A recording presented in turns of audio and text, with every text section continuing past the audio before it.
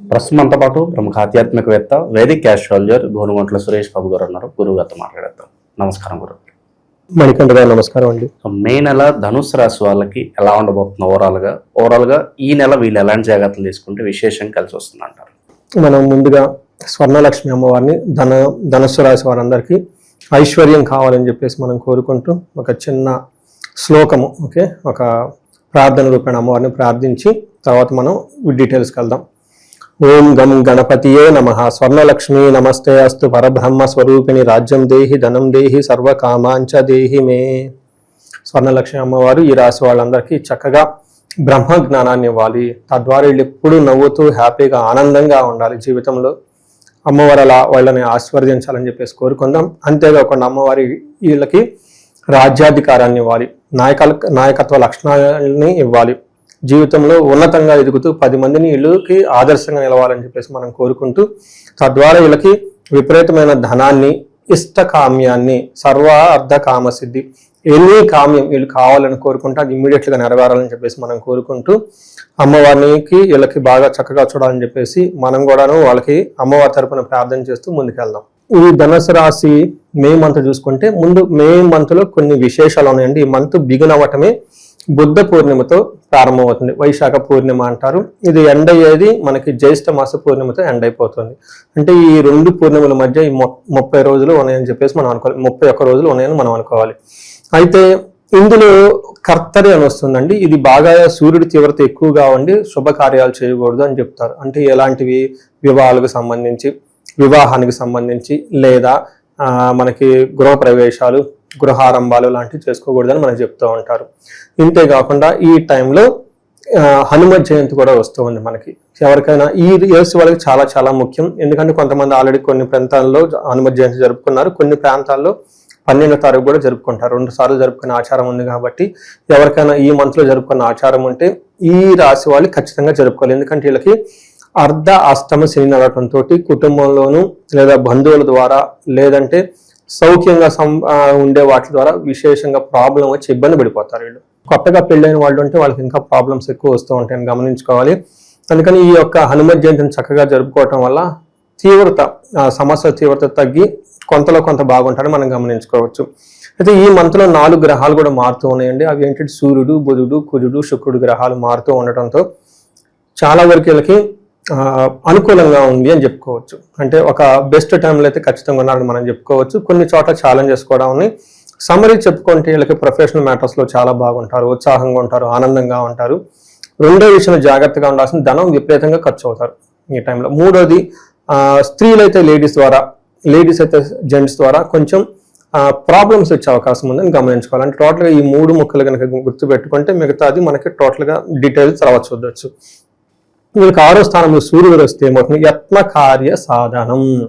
అప్పటిదాకా వీళ్ళు గనక బాగా హార్డ్ వర్క్ చేసే రిజల్ట్ రాకపోతే ఈ టైంలో వీళ్ళకి మంచి హార్డ్ వర్క్కి సంబంధించిన గుర్తింపు, ప్రమోషన్స్ అన్నీ వస్తుంది.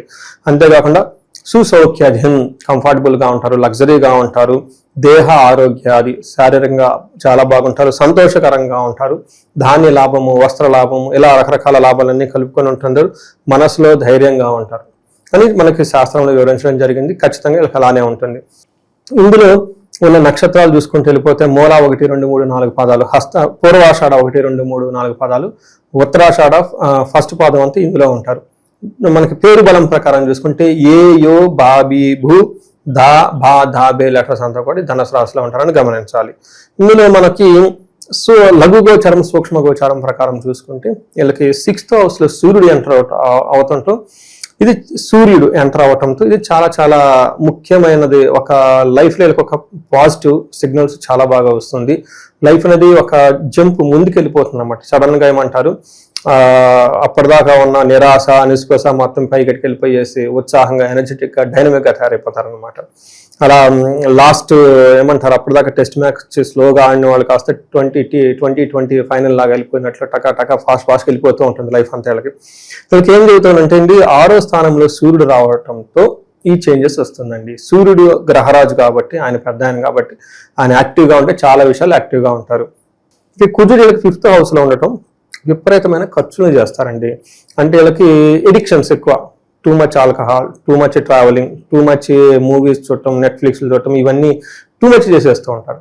దాంతో అవసరం ఉన్నా లేకపోయినా ముందు ఖర్చు పెట్టేస్తూ ఉంటారు. ఇది వీళ్ళకి కొంచెం జాగ్రత్తగా ఉండదు. ఎందుకంటే కాలాతీక్రమణ భోజనం, టయానికి భోజనం చేయరంట, ఇండిసిప్లిన్ గా ఉంటారు. దురితం కర్మ లాభచ్చు, ఏదైనా పని చేద్దాం అంటే చేసేసారు, రొటీన్ గా చేసే పని ఏదో చేసి క్లోజ్ చేసేయండి, ఈ టైప్ షార్ట్ కట్స్ ఎక్కువగా చూసేస్తూ ఉంటారు. ఈ రాశికి సంబంధించిన నక్షత్రాలు వాళ్ళకి ఎలా ఉండబోతుంది? ఇందులో మనకి మూల, పూర్వాషాఢ, ఉత్తరాషాఢ నక్షత్రాలు మనం ముందుగా అనుకున్నాం కాబట్టి ఇందులో మూల నక్షత్రం వాళ్ళకి ధన ప్రాప్తి, జయము చక్కగా ఉంది. అంటే ఏ పని చేసినా ధనం కలిసి వస్తుంది, జయప్రదంగా ఉంటారు. వీళ్ళకి బంధనం, కన్ఫ్యూజన్ అనే పరిస్థితుల్లో ఉంటారు. ఏది ముందుకు వెళ్దామా, వెనకెళ్దామా, ఏది మంచిది, ఏది చెడ్డది, ప్రమోషన్ వస్తే వదిలేద్దామా, ఉన్న జాబ్ వెళ్దామా, లేదంటే మనం ఎన్ఆర్ఐలో ఇండియాలో ఉందామా, సింగపూర్ ఎటో వేరే కంట్రీ వెళ్ళిపోదామా, లేదంటే మ్యాచ్ వచ్చింది, ఇది మంచిదా చెడ్డది, ఇలా రకరకాల కన్ఫ్యూజన్లో ఉండే అవకాశం ఉంటుంది. 2-3 ఆఫర్లు వచ్చే అవకాశం కూడా ఉంటుంది. వీళ్ళకి ఆఫర్లు వచ్చినా కానీ ప్రాబ్లమే, ఉన్నదాని వదులుకొని కొద్దానికి వెళ్తే ఎలా ఉంటుంది, ఇలా టెన్షన్స్ ఉంటాయి కదండి. వీటి గురించి, ఈ కన్ఫ్యూజ్ అనే పరిస్థితి నుంచి బయటకు రావడానికి ఒక రెమెడీ చేసుకుంటే చక్కగా ఉంటుంది. అలానే పూర్వాషాఢ నక్షత్రం వాళ్ళకి ధన ప్రాప్తి ఉంటుంది, జయప్రదంగా ఉంటుంది. వీళ్ళకి కూడా బంధించబడినట్లు ఉంటుంది, హెల్త్ జాగ్రత్తగా పెట్టుకోవాలి. అలానే ఉత్తరాషాఢ నక్షత్రం వాళ్ళకి జయప్రదంగా ఉంటుంది, ధన ప్రాప్తి ఉంటుంది. వీళ్ళకి బంధనము, కలహము, రోగము చూపిస్తుంటుంది. వీళ్ళకి కూడా కన్ఫ్యూజ్డ్ గా ఉంటారు, హెల్త్ విషయం జాగ్రత్తగా ఉండాలి. గొడవలు అయ్యే అవకాశం ఉంది ఈ ఉత్తరాషాఢ నక్షత్రం వాళ్ళకని గమనించాలి.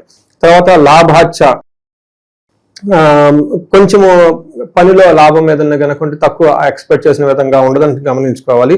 ఇది టోటల్ గా వీళ్ళు కొంచెం ఓవర్ ఎక్స్పెండిచర్ తో ఉండి అటు ఇటు వృధాగా టైం, మైండ్ ని అంటే ఏమంటారు, పెడదారులు బట్టి, చెడు సవాసాలు బట్టి అంటే అలా అనకూడదు అనుకోండి. బట్ ఈ టైప్ ఉండే అవకాశాలు ఎక్కువగా ఉంటుంది కానీ కొంచెం జాగ్రత్తగా ఉండాలి. 5th house లో ఏ గ్రహం అండ్ పర్టికులర్ క్రూర గ్రహాలు ఉన్న లవ్, రొమాన్స్ ఇలాంటి వ్యవహారాల్లో అంత అనుకూలంగా ఉండదని చెప్తూ ఉంటారు అనమాట. అయితే ఇప్పుడు మనం శుక్రుడు చూసుకుంటే, శుక్రుడు కూడా వీళ్ళకి మిక్స్డ్ రిజల్ట్ ఇస్తున్నారు. ఒక రకంగా శుక్రుడు వీళ్ళకి లవ్, రొమాన్స్, ప్లేజర్స్ వాటిలో మంచి ఏమంటారు ఒక ఎక్స్పీరియన్స్ ని ఇస్తూనే, భార్యాభర్తల మధ్య అవగాహన, అన్యోన్యత పెంచుతూనే వేరొక విధంగా కోపం, గొడవలు కూడా తీసుకుని వస్తూ ఉన్నారు. మనకి శుక్రుడు 7th house లో ఉంటే ఏం చెప్తారంటే, కోపస్తదహ భీదిహి, కోపం వస్తుందంట, భయపడుతూ ఉంటారంట. సర్వదా క్లేశ జీవనం, ఏదో టెన్షన్ గా ఉంటారు. స్త్రీ జాడ్యం, స్త్రీల ద్వారాలకి మంచి టఫ్ అయిన సిచ్యువేషన్స్ వస్తుందని చెప్తూ ఉంటారు. అంతేకాకుండా మేహ రోగాది, టీబీలు, షుగర్లు, బీపీలు ఇలాంటివి ఏమైనా ఉంటే కొంచెం ఎక్కువగా వచ్చే అవకాశం ఉంటుంది. బట్ బేసికల్గా ఏం చెప్తారంటే, స్త్రీలతో భేదాభిప్రాయం, లేదా లేడీస్ కనుక ఉంటే వాళ్ళ ఆఫీస్లో కానీ, ఇంట్లో వాళ్ళతో కానీ పురుషులతో భేదాభిప్రాయం, వీళ్ళు చేయాలనుకుంటారు, వాళ్ళు వద్దు అని ఖచ్చితంగా నిర్మోహడం చెప్పేస్తూ ఉంటారు. దీంతో గొడవలు అయ్యే అవకాశం ఉంటుంది. ఈ కొంచెం విషయంలో జాగ్రత్తగా ఉంటే ధనుసు రాశి వాళ్ళు బాగుందని మనం చెప్పుకోవచ్చు. ఇక పరిహారాల విషయానికి వస్తే ఎలాంటి పరిహారాలు ఈ రాశి వాళ్ళకి బాగుంటాయి? ఇందులో వీళ్ళకి కుజుడికి సంబంధించి పరిహారాలు ఎక్కువ చేసుకుంటూ ఉండాలి. ఆంజనేయ స్వామిని రెగ్యులర్ గా ధ్యానం చేసుకోవటం, గాయత్రి మంత్రం వచ్చిన వాళ్ళు గాయత్రి మంత్రాన్ని చక్కగా రెగ్యులర్ గా చాంట్ చేసుకోవటము, ఎక్కడైనా జంట నగలు కలిసి ఉన్న దగ్గర కందులు కుజుడికి సంబంధించి దానం చేస్తూ ఉంటే చాలా బాగుంటుంది. ఇంతే కాకుండా వీళ్ళకి ఆంజనేయ స్వామిని రెగ్యులర్ గా ధ్యానం చేసినా బాగుంటుంది. అంటే రాముడు, ఆంజనేయ స్వామి ఇద్దరు కలిసి ఉన్న పటాలు ఉంటాయి, వీటిని పూజిస్తూ ఉంటే చక్కగా ఉంటారు. వీటితో పాటు వీళ్ళకి మన్యు పాశుపత అభిషేకం అని ఉంటుందండి. ఇది చేస్తే కార్యజయం వస్తుంది, కార్యజయం వచ్చేస్తుంది. సెన్సెస్ మీద చాలా కంట్రోల్ ఇచ్చేస్తుంది. దూకుడుగా ధనం లేకుండా చాలా కామ్గా, కూల్గా వెళ్ళిపోతూ ఉంటారు. ఇవి కాకుండా వీళ్ళకి శని ప్రభావం ఎక్కువగా ఉండడంతో ఏలినాటి శనికి సంబంధించిన శని పిప్పలాద స్తోత్రం చాలా సింపుల్, బ్యూటిఫుల్గా ఉంటుంది. అందరికి సజెస్ట్ చేస్తాను. ఎందుకంటే ఈజీ వచ్చి మనకి ఎట్లా అంటే తక్కువ టైంలో ఎక్కువ రిజల్ట్ రావాలి కదా, మనకు అంత టైం ఉన్నది కాబట్టి ఉదయం ఒకసారి, సాయంత్రం ఒకసారి శని పిప్పలాద స్తోత్రం చదువుతూ ఉంటే శని యొక్క నెగిటివ్ ఇన్ఫ్లుయెన్స్ అంతా పోయి చాలా బాగుంటుంది. వీటితో పాటుగా హనుమాన్ కార్యసిద్ధి మంత్రం లేదంటే హనుమాన్ చాలీసా రెగ్యులర్గా చదువుకుంటూ ఉంటే బాగుంటుంది. వీళ్ళు ఎవరైనా బిజినెస్ పీపుల్ ఉన్నా, వీళ్ళ ఇంట్లో ముఖ్యంగా సింహరాశి వాళ్ళు ఉన్నా, కుంభరాశి వాళ్ళు ఉన్నా, మేషరాశిలో వాళ్ళు ఉంటే చాలా జాగ్రత్తగా ఉండాలి. హారోస్కోపులు అందరూ ఒకసారి చెక్ చేసుకొని 1-2 సార్లు పరిహారాలు చేసుకుంటే చాలా బాగుంటుందండి. అంటే ఎక్స్పీరియన్స్ లో చాలా చూస్తూ ఉంటామండి హారోస్కోపులు. ఈ కాంబినేషన్లో ఉన్న హారోస్కోపులు ఈ టైంలో శని పీడల వాళ్ళ ఇంట్లో డబల్ ఉంటాయి. ఒక్కళ్ళు ఉంటేనే తట్టుకోలేం.